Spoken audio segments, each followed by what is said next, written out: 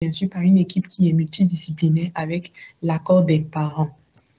Si l'enfant est âgé de 1 mois à 3 ans, la conduite à tenir est identique que celle dans la période néonatale, mais le changement du sexe d'élevage est possible en fonction des organes génitaux externes et du diagnostic étiologique qui sera posé et bien sûr avec l'accord de la famille. Si l'anomalie est constatée après les 3 ans, il faut éviter tout changement de sexe, quel que soit le type étiologique, parce qu'il y a un risque de perturbation psychologique qui est très sévère et des fois définitif. Une fois l'analyse clinique réalisée, les parents informés et les examens sont orientés en fonction des hypothèses diagnostiques. Donc, on va commencer par l'identification rapide du sexe génétique. Ceci passe par 2 analyses, notamment la recherche du gène SRY, qui peut se faire par la méthode de Fish ou alors par PCR. On va faire également un karyotype, donc les résultats sont attendus secondairement. Il y a des hormones à doser en fonction de l'étiologie à laquelle on pense, notamment la testostérone pendant les 36 premières heures de vie ou alors après J15 de vie, l'hormone antimullérienne qui peut être dosée en fonction, qui a une fonction sertolienne du testicule. Il y a d'autres hormones qu'on peut doser, notamment la 17-OH-progestérone qui permet de dépister les anomalies de la différenciation sexuelle en rapport avec des déficits enzymatiques dans lesquels une insuffisance rénalienne peut engager le pronostic vital. On peut aussi doser la 5-alpha-réductase. On peut aussi faire une biopsie gonadique à partir de l'âge de 18 mois et ici l'enfant a un poids de 9 kg. On peut également faire d'autres analyses qui peuvent être sanguines ou imagerie en fonction de l'étiologie à laquelle on pense. On peut faire un ionogramme sanguin, on peut faire une cœlioscopie qui va montrer la présence de tissus testiculaires et ou ovariens dans le cas de vos testis. On peut faire une endoscopie urogénitale qui va confirmer ou infirmer les données de la génitographie. On peut faire une laparotomie. La génitographie, elle est importante. Elle est souvent faite en préopératoire pour visualiser les rapports entre les voies urinaires et génitales et permet aussi d'opacifier la cavité mullérienne si elle existe. Les diagnostics différentiels se font en fonction de la classification de Prader. Par exemple, si on est dans un stade 1, on peut évoquer une hypertrophie du capuchon ou alors une maladie de von Recklinghausen, qui est une phacomatose qui est caractérisée par la formation de petites tumeurs généralisées avec des infiltrations des grandes lèvres passées tumeurs. Si on se trouve au stade 5 de Prader, on peut évoquer en différentiel une cryptorchidie isolée, un micropénis isolé ou alors une hernie, autant pour moi, de l'ovaire lorsque dans le bourrelet, on peut palper une masse. Ça peut être soit une hernie de l'ovaire qui a fait citer à ce niveau. C'est pourquoi on dit que la présence d'une masse ne témoigne pas forcément du testicule. Dans le diagnostic de retentissement, il faut apprécier le retentissement du syndrome de perte de sel. On a une déshydratation dans la plupart des cas avec des troubles ioniques. Il y a aussi un retentissement psychosocial qui est important.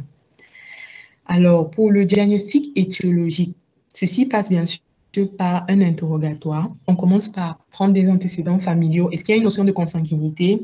Est-ce qu'il y a une notion de décès néonataux? Est-ce qu'il y a un syndrome de perte de sel chez un nouveau-né? Est-ce qu'il y a une notion de trouble de différenciation sexuelle dans la famille? Est-ce qu'il y a une notion d'infertilité chez d'autres membres de la famille?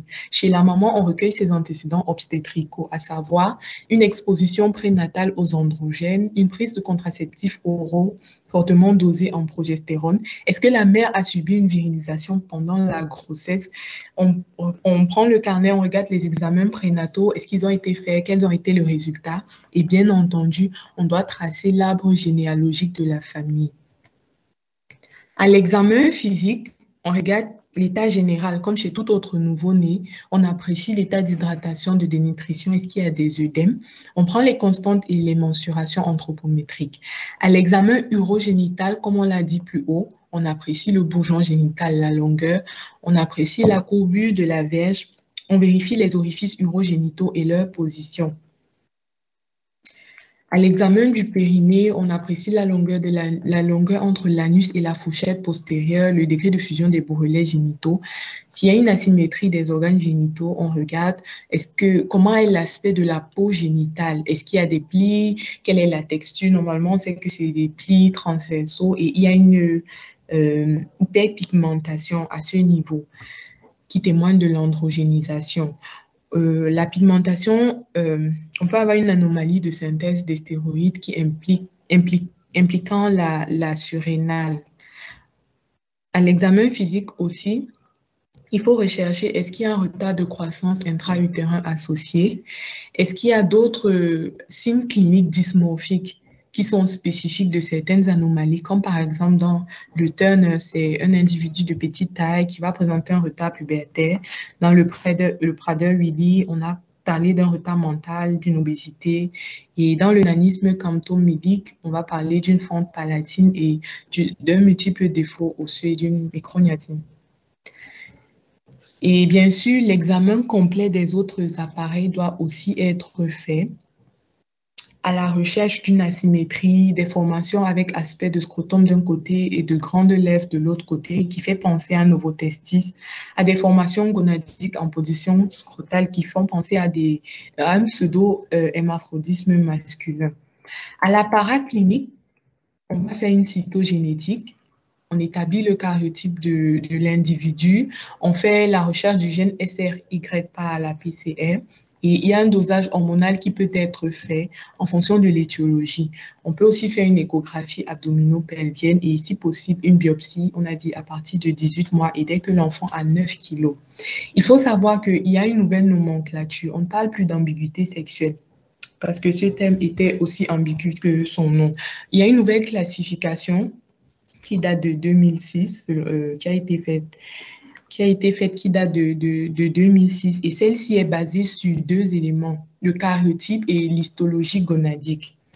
Donc, selon la conférence de consensus de Chicago, on a permis de différencier et classer les étiologies des anomalies de la différenciation sexuelle en plusieurs classes. On commence par les DSD par anomalie des chromosomes sexuels, les DSD 46XY, les DSD 46XX. Donc, dans les DSD par anomalie de chromosomes sexuels, on va rencontrer le Turner et ses variants qui a un karyotype A45X, le Klinefelter qui a un karyotype A47XXY, les dysgénésies gonadiques mixtes et les ovotestis chimériques. On va commencer par les DSD 46XY ou dysgénésie gonadique complète. C'est un patient qui va présenter une virilisation incomplète. Donc, c'est un fœtus de sexe masculin qui n'est pas totalement virilisé. Comme on a dit, le karyotype, c'est 46XY. Les gonades seront des testicules, mais l'ambiguïté relève au niveau des organes génitaux internes qui seront soit mâles, incomplets, soit ambigus. Au niveau des organes génitaux externes, ils peuvent être soit ambigus, soit de type féminin. On peut avoir plusieurs étiologies de DSD 46XY. Ça peut être dû soit à une anomalie du développement testiculaire, soit à une anomalie de la synthèse des androgènes, soit à une anomalie de l'action des androgènes, soit à d'autres causes qui peuvent être bien sûr idiopathiques. Pour l'étiologie qui concerne les anomalies du développement testiculaire, on a aussi plusieurs causes. On retrouve plusieurs syndromes à l'intérieur. On commence par les dysgénésies gonadiques avec le syndrome de Sueur et Dennis-Drash. Il y a aussi les syndromes de régression testiculaire dans le vanishing testing qui est autosomique récessif. C'est une anomalie du développement testiculaire qui survient entre la 8e et la 14e semaine de vie fœtale. Le phénotype des personnes atteintes est variable en fonction du moment où la régression gonadique in utero survient. Comme autre cause d'anomalie du développement testiculaire, on a les dysgénésies testiculaires, à savoir le syndrome de Sueur. Ici, il y a un échec de la détermination testiculaire par interruption de son activation génétique. Ceci se signale à l'adolescence. C'est un individu qui est de morphotype féminin. On note une aménorrhée avec une absence de puberté malgré une pilosité axillo-pubienne normale. Les gonades sont présentes, mais elles sont mal différenciées. Aussi, on a le syndrome de Dennis-Drash, toujours dans les